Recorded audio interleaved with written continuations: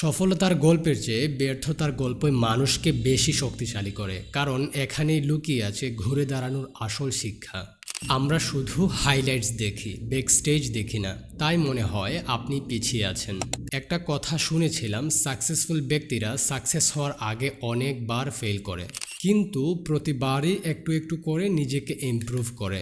একটা নিয়ম বলি, নিজেকে আজকের সাথে আগের দিনের তুলনা করুন। গতকাল আপনি কি জানতেন এবং আজ নতুন কি শিখলেন?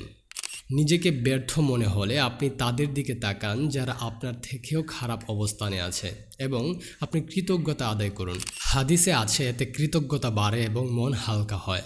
সফলতার জন্য বয়স কোনো বাধা না। কেএফসি এর কার্নেল স্যান্ডার্স 70 বছর বয়সের পর সফল হয়েছিলেন। অনেক ফাউন্ডারের শুরু 40 বছর বয়সের পর। আমাদের ব্রেইন বাঁচতে চায়, তাই ভয় দেখায়, হয়নি মানে হবেই না। কৃতজ্ঞতা, আলহামদুলিল্লাহ বলা ব্রেইনকে পজিটিভ দিকে নিয়ে যায়, আর ছোট ছোট অ্যাকশন আত্মবিশ্বাস বাড়ায়। আপনি যখন পদক্ষেপ নেবেন, ব্রেইন তখন সিগন্যাল পায়, আমি এটা পারবো। দীর্ঘ শ্বাস নিন।